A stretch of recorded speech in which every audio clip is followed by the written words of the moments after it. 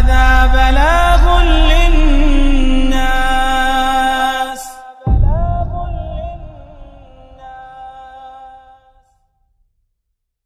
السلام عليكم ورحمة الله وبركاته.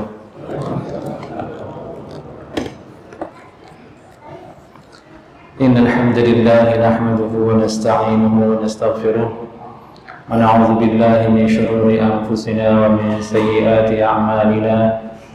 من يهده الله فلا مضل له ومن يضلل فلا هادي له. أشهد أن لا إله إلا الله وحده لا شريك له وأشهد أن محمدا عبده ورسوله لا نبي بعده. أما بعد، قال المؤلف رحمه الله تعالى: باب ما جاء في تأخير السحور. Bab membahas tentang mengakhirkan sahur. Ini hadis nomor 703.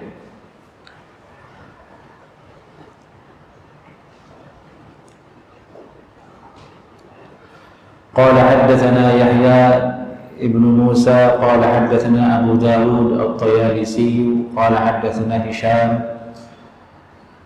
الدستوائي عن قتادة عن أنس بن مالك عن زيد بن ثابت قال: تسحرنا مع النبي صلى الله عليه وسلم ثم قمنا إلى الصلاة.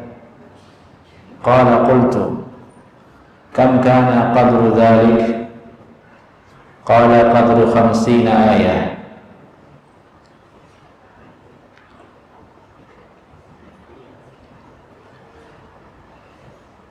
Hadis ini dari Qatadah, dari Anas bin Malik, dari Zaid bin Thabit. Beliau berkata, tasahharna ma'an Nabi sallallahu alaihi wasallam. Suatu ketika kami sahur bersama Nabi sallallahu alaihi wasallam. Setelah sahur, thumma qumna ila shalah. Kami kemudian berdiri salat. Berdiri salat. Habis sahur, salat. Qala, kemudian Zaid bin Thabit bertanya, kam kana qadru dzalik? Berapa ukurannya hal itu? Ini ukuran jarak antara sahur dengan salat itu bersama Nabi sallallahu alaihi wasallam. Ini menjadi polemik di sisi ulama tentang jarak antara sahurnya Nabi dengan salat. Ada dua riwayat yang kami dapatkan. Pertama mengatakan yang ditanyakan itu ialah selesai kamu sahur, intihar sahur, sampai ke azan subuh itu berapa? Ini yang pertama. Yang kedua, maksudnya itu adalah berapa jaraknya selesai sahur dengan qomat. Beda atau sama ini dua hal ini? Berbeda kan? Yang pertama itu selesai sahur ke azan, itu biasa kita kan itu. Yang ingin ditanyakan maksud kedua adalah selesai sahur qomat. Berarti azan subuh makan. Iya kan? Ini ada dua riwayat, jadi muskil ini masalah ini ketika ditadqiq, maksudnya diteliti secara mendetil dan mendalam. Seperti ini perbedaan ulama dalam masalah ini. Ibnu Hajar rahimahullah taala di dalam Sahih Bukhari, karena hadis ini juga ada dalam Sahih Bukhari dengan bab yang diberikan judul oleh Imam Bukhari, babun atau babu qadri kam bainas sahuri wa salatil fajri. Berapa jarak antara sahur dan salat subuh? Kata Ibnu Hajar rahimahullahu taala, ai intiha'us sahur wa ibtida'us salat.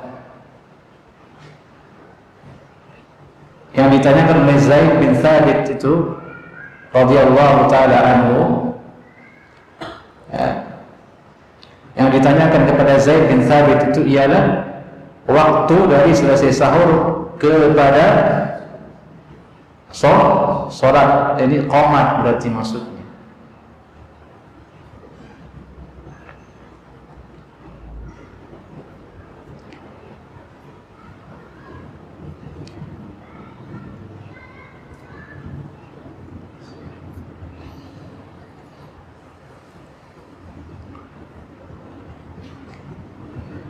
Dijawab kemudian qala qadru 50 ayat, yakni 50 ayat.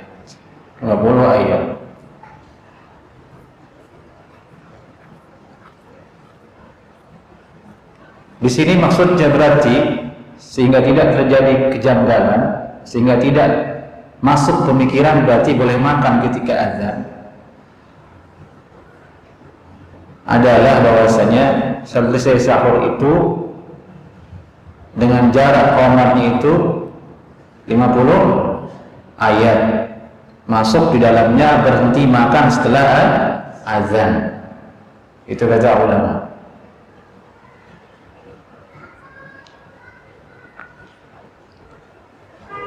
Dari itu Ibnu Hajar mengatakan li'anna al-murada taqdiruz zaman alladhi taraka fihi al-akal.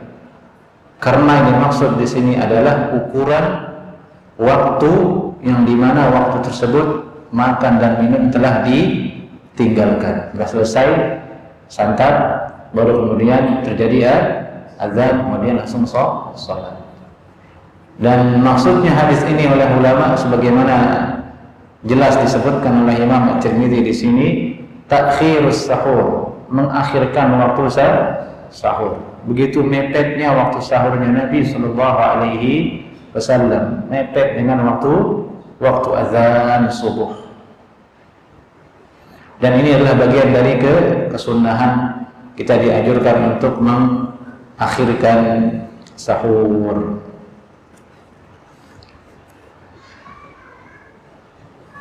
Di sini ada beberapa fawaid yang disebutkan oleh Al-Hafiz Ibnu Hajar rahimahullahu taala dalam hadis ini.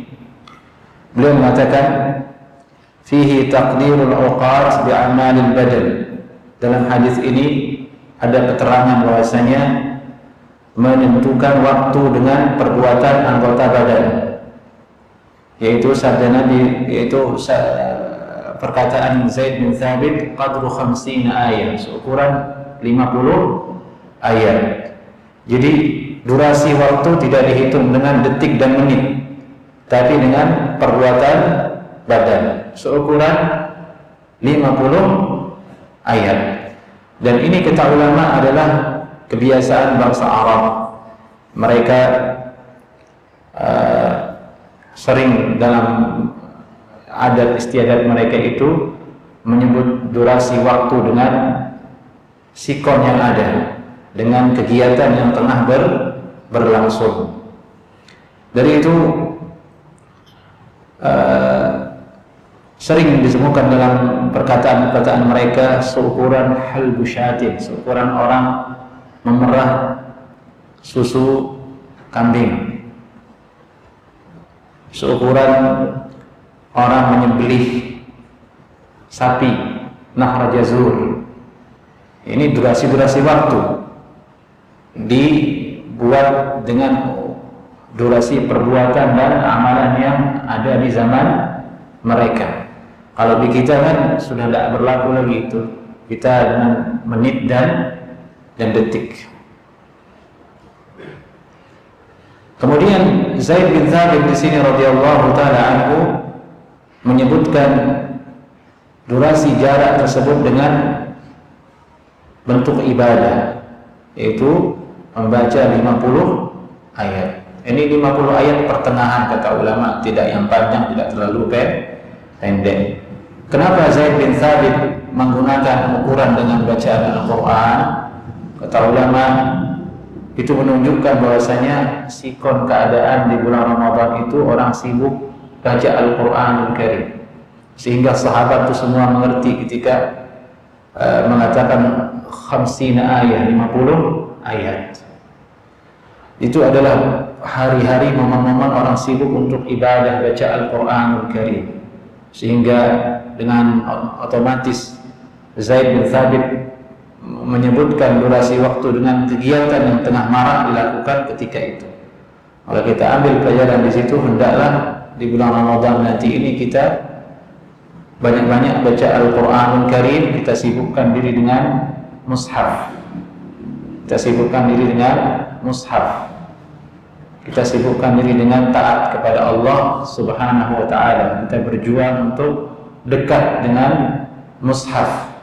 Dari sekarang tuh jemaah disiapkan mushafnya, beli yang baru, beli yang bagus, biar semangat. Jangan yang becek-becek, biar semangat nanti. Kalau handphone jangan yang baru, yang mushaf beli yang baru, yang bagus, yang cantik, yang indah. Nah, sekarang banyak mushaf, tidak perlu mushaf Madinah. Taruh di rumah, dilihat kan senang kita ingin dibuka. Tapi kalau udah berdebu, udah kotor, jangan-jangan corona ini di sini katanya, nggak jadi dibaca Al-Quran Karim. Nah, ini betul-betul kita mempersiapkan diri untuk menyambut bulan yang sangat mulia ini.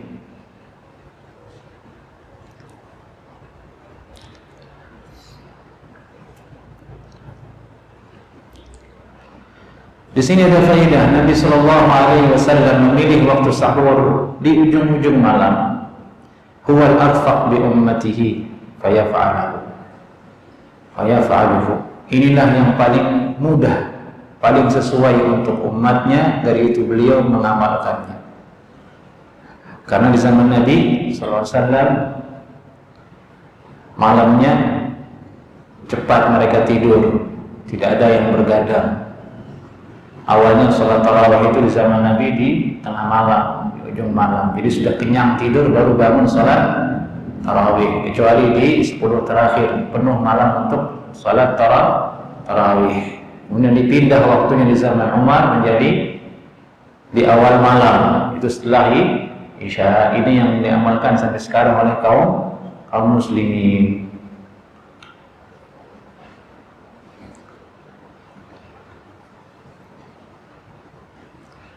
Kalau seandainya Nabi SAW sahur tengah malam jam 2, jam 1, pasti berat untuk umatnya, pasti berat untuk kita ikuti gitu. Karena kita akan tertidur di waktu-waktu tersebut. Dipilih di ujung malam karena itu yang lebih ringan. Tapi nampaknya sekarang sahur di ujung malam tidak ringan lagi, karena orang begadang. Dari itu buktinya setelah subuh pada tidur semua.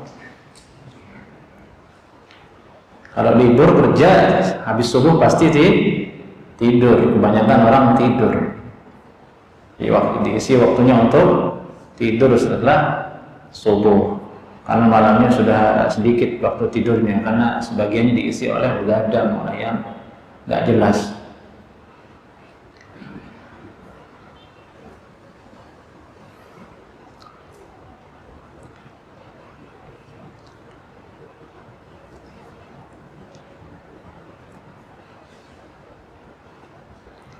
Tayyib.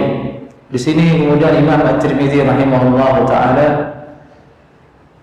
dalam hadis 704 beliau berkata, qala hadatsana Hannad qala hadatsana Waqi' an Hisham binahwihi illa annahu qala qadru qira'ati 50 ayat. Qala fil bab al-Hudzaifah. Dari Hisham semisal dengan hadis Zaid bin Thabit tadi. Soalnya beliau berkata qadru qira'ati 50 ayat, seukuran membaca 50 ayat. Dan dalam pembahasan bab hadis ini ada riwayat dari Hudzaifah. Ada riwayat dari Hudzaifah kata Imam At-Tirmidzi.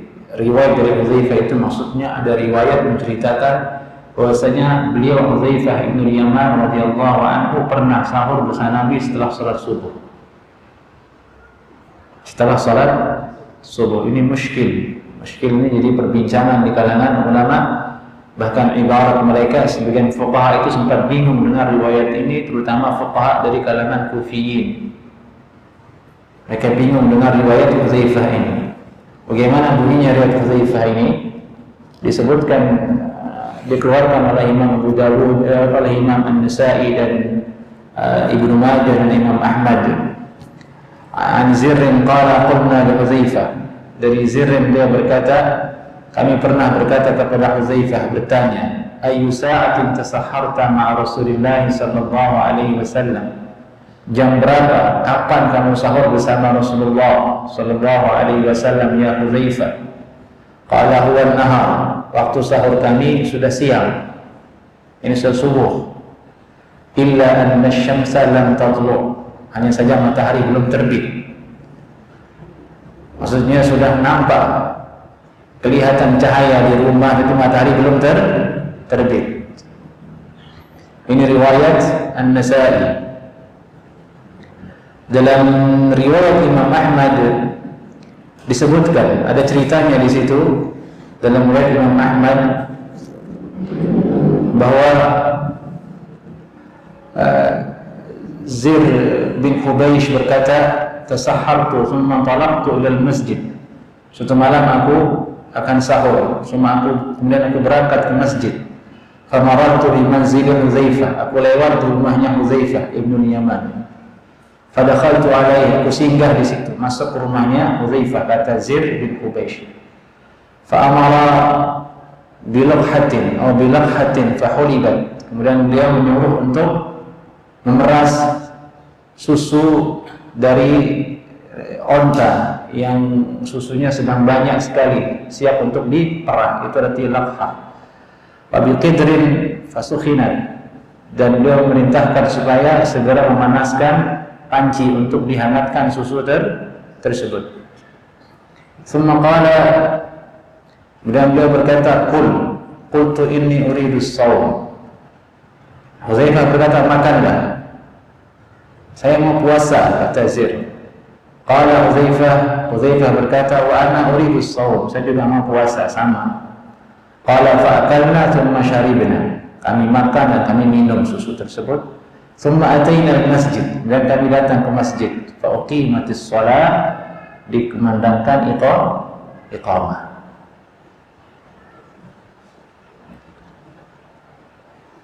Berarti azan masih sahur, ini riwayat. Qala hakadha fa'ala bi Rasulullah sallallahu alaihi wasallam. Inilah yang dilakukan Nabi sallallahu alaihi wasallam dengan saya. Hudzaifah. Aw sana'tu ma'a Rasulillah sallallahu alaihi wasallam. Qala ba'da subhi, yakni kamu sahur setelah subuh. Nah, ba'da subhi, iya setelah subuh. Ghaira anna asy-syamsa lam tatlu'. Tapi hanya saja matahari belum terbit. Nah, hadis ini sebagian ulama mencurigainya. Ini hadis jangan-jangan dhaif. Tapi secara zahir rawinya thiqah kata para ulama. Tapi ada satu rawi disebut nama Asim yang dicurigai, yang dimenyelisihi riwayat yang lainnya. Ada yang mengatakan hadis ini sebelum turun perintah waktu berpuasa, sebelum turun perintah wakulu washrabu hatta yatabayyana lakumul khaytul abyadu minal khaytil aswadi minal fajr. Makanlah dan minumlah sebelum muncul subuh, benang putih dan benang hitam. Benang putih dan benang hitam kamu bisa bedakan di waktu subuh. Menurut lama begitu, sebelum turun ayat penentuan waktu untuk awal berpuasa. Ada yang mengatakan hadis ini memang tidak sahih, tidak sahih. Namun lebih membingungkannya lagi, ada ulama dari kalangan tabi'in seperti Ma'mar, Sulaiman, Abu Majlaz dan Hakam ibn Utaibah Mereka mengatakan bahwasanya boleh sahur setelah subuh selama matahari belum terbit. Wah, ini senang kita dengar nih hadis ini kalau sahih. Ini habis sholat subuh kita sarapan kan sama-sama nasi uduk, kan belum terbit matahari. Terbitnya jam berapa? 6:30 mungkin ya, atau jam 6 dia terbit. Jadi selama matahari belum terbit boleh sahur. Ini menurut riwayat ini ya. Kan tetapi demikianlah riwayat ini intinya tidak dipakai oleh ulama. Dari itu Al-Qurtubi mengatakan hadis Nabi SAW yang tadi sebelumnya yang kita baca di bab ini qadru 50 ayat tadi itu fihi dalalah ala anna al-faragh min as-sahur kana qabla tulu'il fajr. Hadis ini menunjukkan bahwasanya selesai dari sahur itu terjadi sebelum matahari sebelum subuh itu terbit, sebelum subuh itu datang. Beda antara subuh dengan matahari terbit, jemaah. Kalau subuh itu matahari belum terbit. Kalau matahari sudah terbit itu sudah siang namanya. Sudah ada sholat subuh di situ. Begitu. Jadi intinya fawaid hadis ini adalah dianjurkan kita untuk mengakhirkan sahur. Kemudian di sini ada tambih bahwa apa yang terjadi secara menyeluruh di Nusantara seperti penentuan waktu untuk imsak difatwakan oleh banyak ulama bahwasanya hal itu tidak sesuai dengan kaidah syar'iyyah dan tidak sesuai dengan cara beramalnya salafus saleh, bahwa imsak itu artinya menahan diri untuk makan dan minum, dan itu hanya boleh sudah ada ketentuannya setelah subuh datang. Adapun sebelum subuh maka itu bukan waktu untuk imsak, walaupun alasannya adalah untuk ihtiyat. Selama subuh belum datang maka silahkan, boleh orang makan, boleh orang minum. Walaupun penyiar radio itu bilang imsak, walaupun dia jungkir balik bilang imsak, tidak ada pengaruhnya. Yang menjadi penentu itu apa? Azan subuh. Itu pun azan subuh menjadi masalah. Sekarang ada dua versi. Muhammadiyah mengatakan subuh kecepatan 8 menit. Kubu yang satu mengatakan memang sudah tepat itu waktunya. Nanti kita lihat di bulan Ramadan ini pasti akan banyak yang membahas dan membicarakannya. Tapi yang jadi penentu ialah waktu subuh. Waktu subuh. Waktu subuh ini nanti ada penjelasannya di hadis berikut ini yang akan kita bahas di Sunan At-Tirmidzi. Baik, kita lanjut ke hadis berikutnya.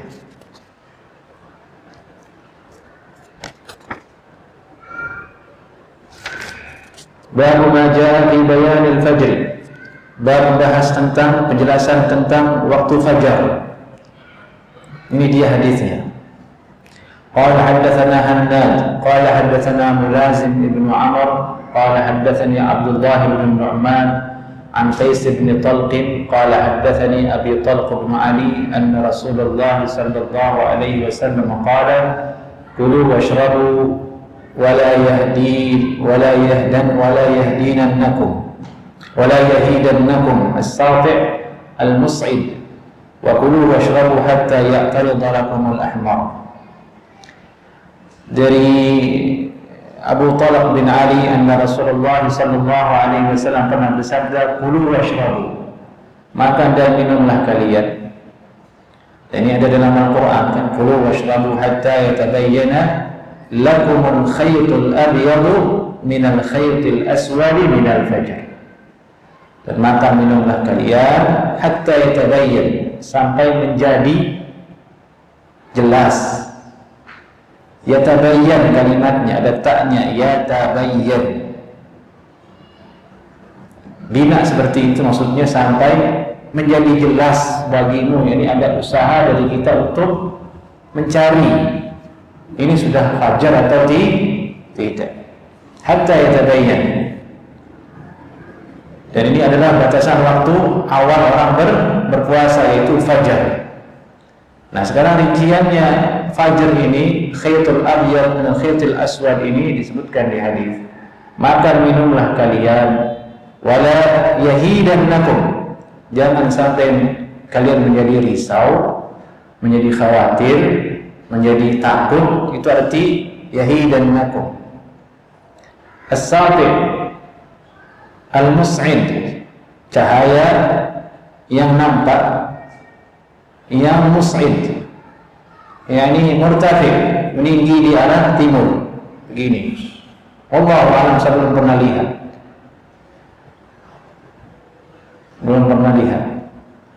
Saya yakin juga jarang menuntut ilmu yang tahu hakikat dari bentuk fajar ini, karena ini adalah fajar kadhib namanya, as-sati' al-mus'id.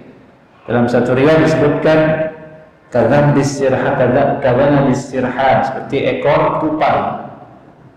Dia menyebarnya ke atas, bukan menyeluruh di arah timur. Hanya sebagian saja dia ke atas, warna putih, terang begitu. Itu waktu fajar kadhib. Ini kita harus nginap di pinggir pantai ini jemaah, baru tahu. Kalau di Bekasi dijamin tidak tahu itu. Ini di zaman Nabi SAW padang pasir banyak di situ. Mereka menyaksikan pada fajar kadhib, fajar shadiq.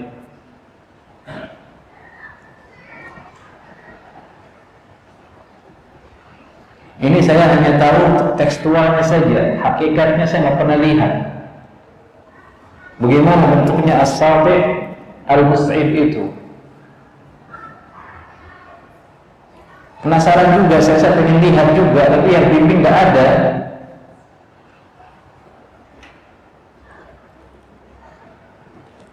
Tidak sembarangan orang yang mengetahuinya. Ini adalah satu ilmu yang turun-temurun.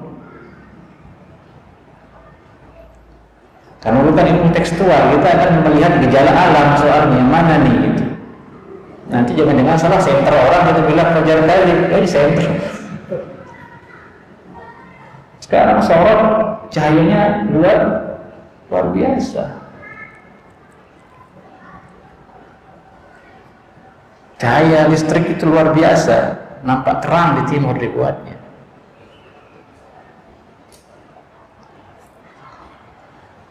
Wa kulu washrabu.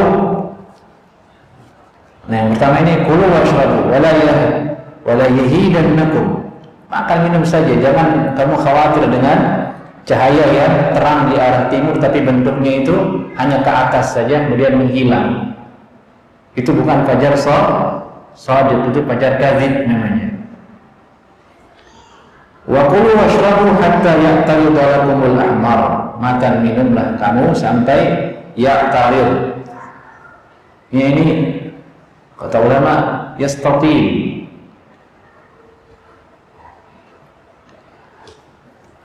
Dia menyelimuti ufuk timur itu penuh dengan cahaya. Dan semakin bertambah waktu semakin putih, tidak hilang.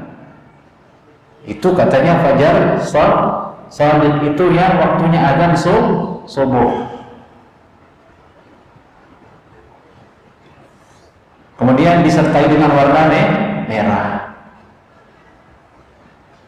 Ada yang pernah lihat jemaah?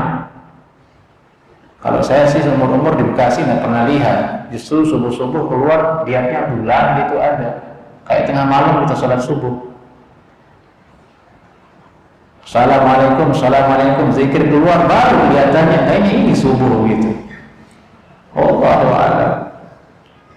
Jadi ini masalah besar yang sudah diteliti oleh para ulama. Ya ikuti saja sudah jadwalnya yang ada. Karena ada satu riwayat mengatakan Nabi SAW itu pernah salat subuh di Ghalas.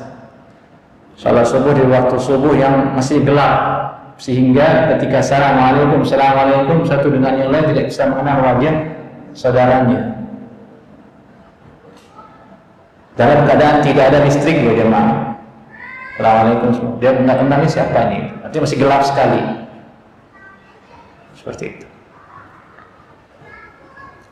Maka dari itu sering ditanyakan masalah ini kepada ulama, bagaimana hukumnya Syekh, saya makan masih azan, bahkan enggak puasa saya, untuk konteks di zaman ini yang mengikuti jadwal yang ada. Kebanyakan fatwa ulama yang kami temukan, mereka mengatakan la ba'sa bihi, tidak apa-apa insyaallah taala puasanya sah selama dia belum yakin itu waktu subuh.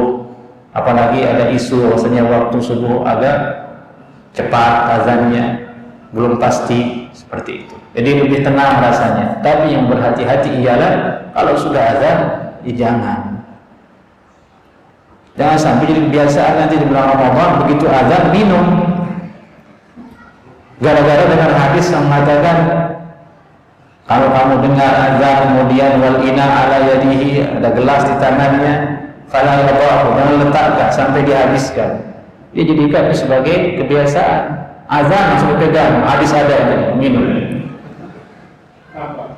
Itu kan konteksnya hadis itu kebetulan mau minum, kan sudah makan. Penutupnya kan minum, pedas misalnya kan.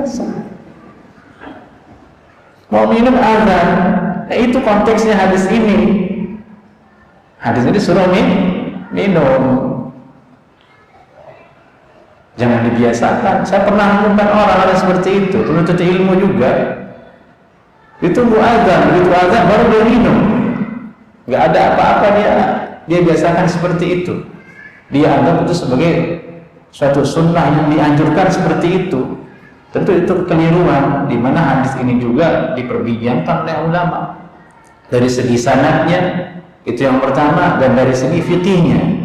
Karena kebanyakan ulama, mayoritas ulama, bahkan ada yang menukil ijma' bahwa hal itu tidak boleh. Kalau sudah azan jangan minum. Dan mereka sampai-sampai membuatkan logika bagaimana kalau dikiaskan ke masalah jima. Jima azan lanjut atau enggak?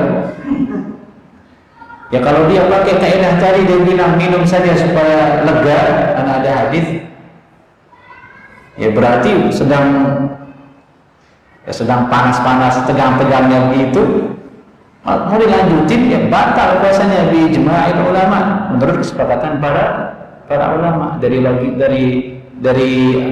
apa namanya perbandingan inilah kemudian dilihat fatwa tersebut fasid, rusak oleh banyak ulama.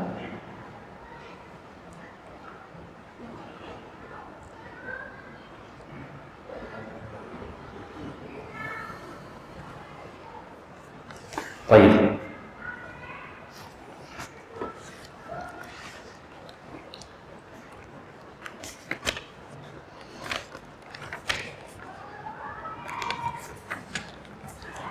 Hadis berikutnya di sini, qala haddatsana Hannad wa Yusuf bin Isa qala haddatsana Waki' an Abi Hilal an Sawadah ibn Hanzalah wa al-Qushairi an Samurah bin Jundub qala Rasulullah sallallahu alaihi wasallam la yamna'annakum min suhurikum adhan Bilal wala al-fajr al-mustatir walakin al-fajr al-mustatir fil ufuq. Jangan sekali-kali kalian tercegah untuk makan sahur karena azannya di Bilal.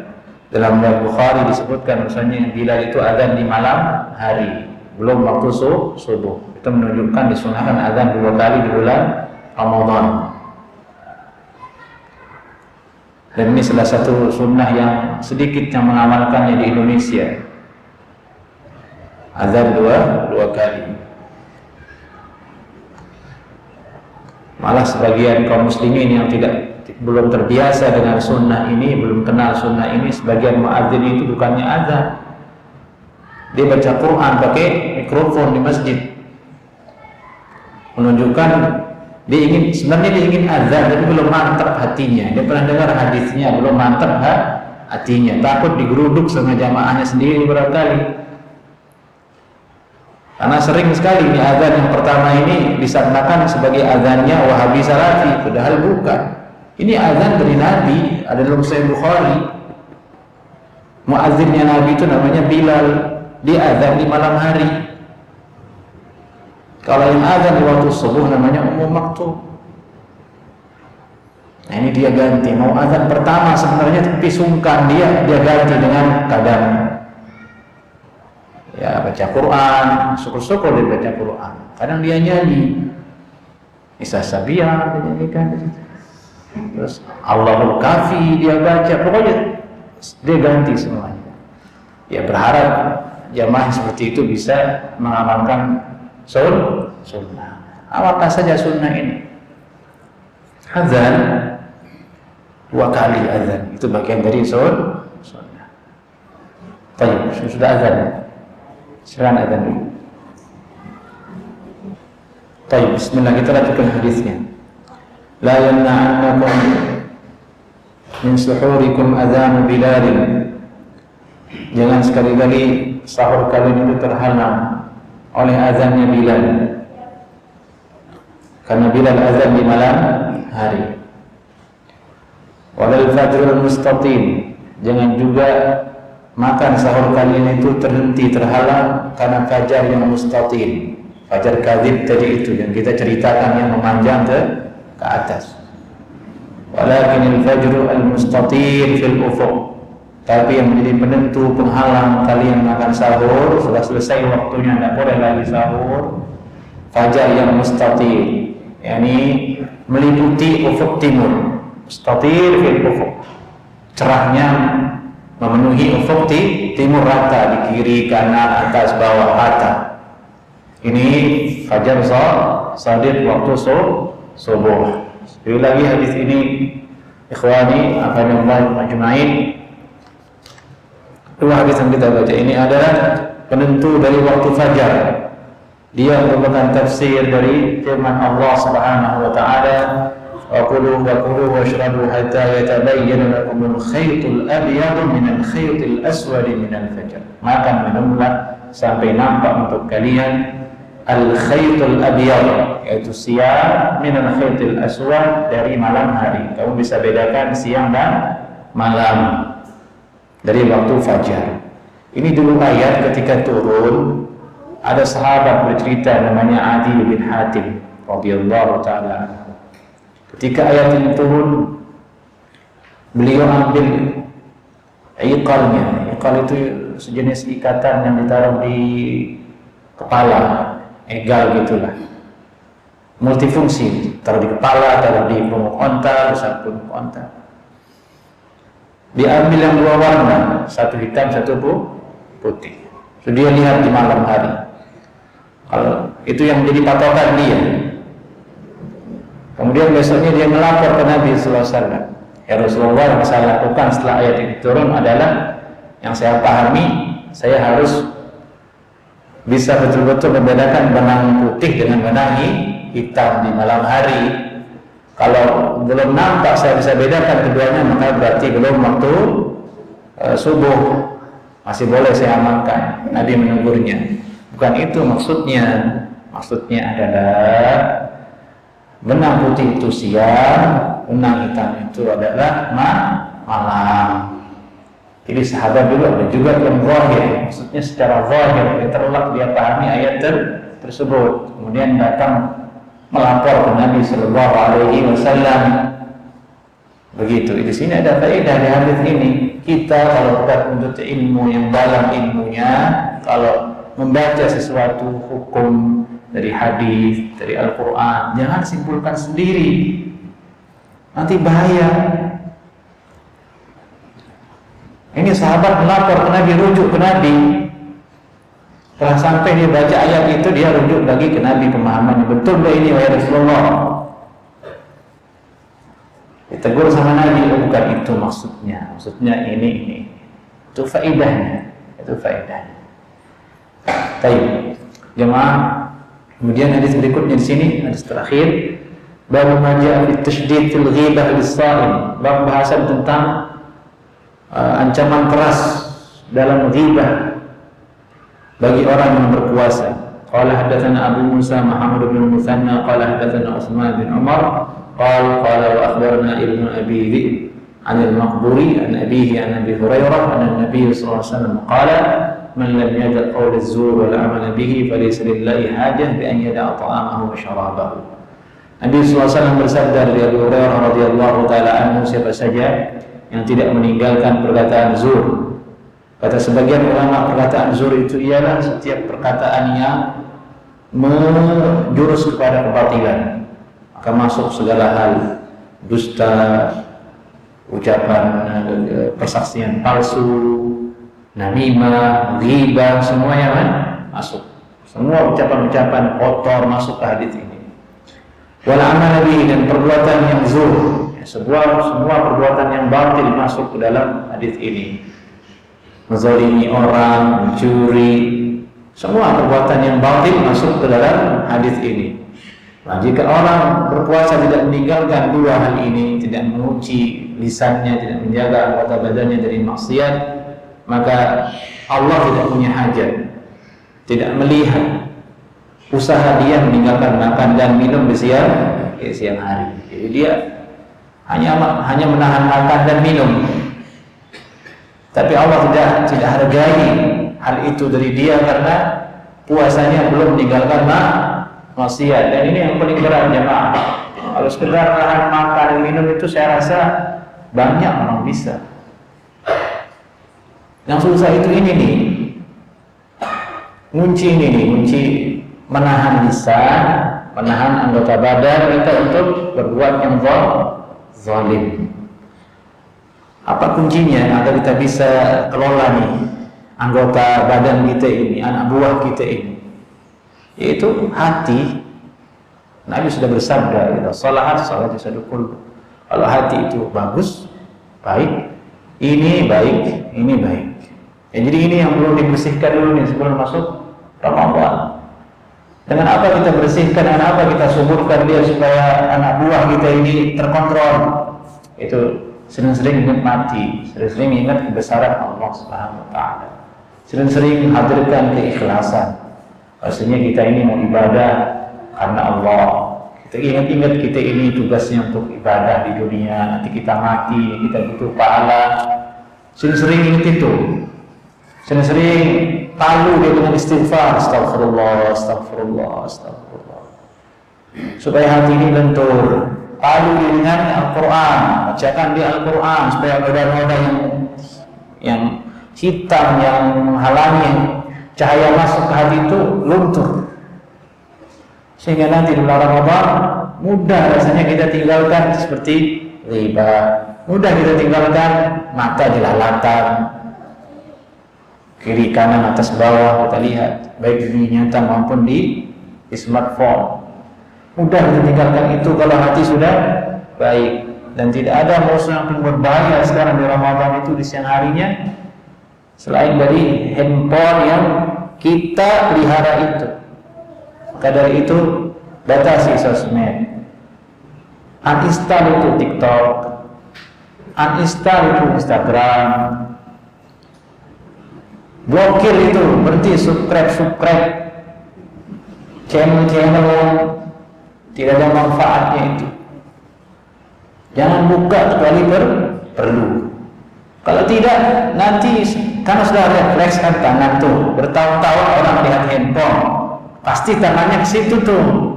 Nanti di Ramadan refleks, dia nggak sadar dirinya puasa, buka aja semua, masuk di hadis ini nanti. Nah, itulah bahayanya pembiasaan hal yang tidak baik.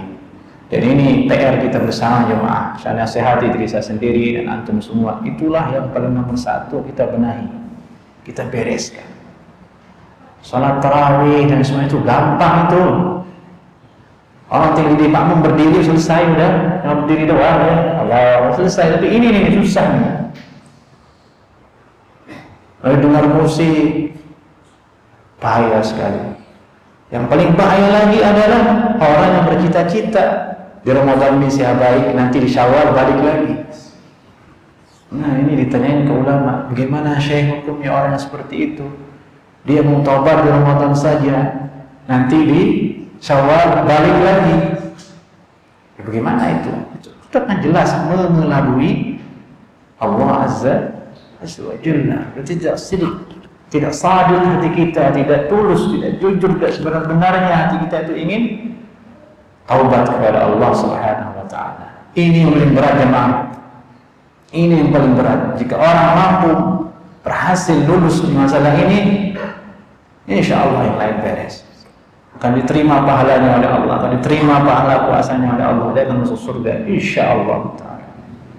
Inilah yang sebenar-benar yang wajib kita bereskan terlebih dahulu. Masalah hati kita ini supaya dia bisa ringan nanti meninggalkan maksiat di bulan Ramadan. Baik, demikian kajian kita untuk sesi bulan Sya'ban ini. Nanti insyaallah taala kita lanjutkan di bulan Syawal biiznillah taala. Biiznillah taala, semoga kita panjang umur semuanya sehingga kita bisa melanjutkan kajian kita membaca hadis Nabi sallallahu alaihi wasallam. Ada yang ditanyakan?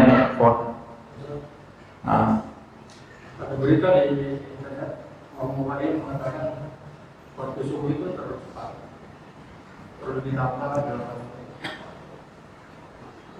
Iya. Wallahu a'lam, saya nggak tahu itu. Ormas dia punya anggaran, khususnya punya undang-undang sendiri, mereka tarjihnya ada Muhammadiyah. Allahu a'lam. Ya sempat menjadi perdebatan memang, isu tersebut sudah lama sebenarnya. Mungkin baru-baru ini dikokohkan oleh Muhammadiyah, ketok palu gitu. Memang seperti itu di Indonesia. Tapi sebenarnya bahasanya sudah lama, jadi sudah lama. Bahkan ada yang bilang 20 menit. 20 menit. Ada yang bilang 20 menit, itu berhasil penelitian dari laut di pantai. Makanya kalau kita ingin buktikan ini, nanti nginep di pinggir pantai Pulau Seribu misalnya, sepi di situ, kelihatan timur barat, langit semua. Bandingkan dengan waktu azan yang ada di jam kita itu, dengan yang di kitab itu, nampak enggak mana dia itu? Nah, di situ kita bisa buktikan. Kalau di sini mungkin susah ya, sulit. Coba Anda naik ke atas ini ya, lantai 2, dan ada ustaz seperti itu, konon katanya dia setiap subuh tuh naik ke sana untuk memperjelas waktu subuhnya jamaah. Allahu a'lam. Baik, qulu qawli hadza. Assalamualaikum warahmatullahi wabarakatuh.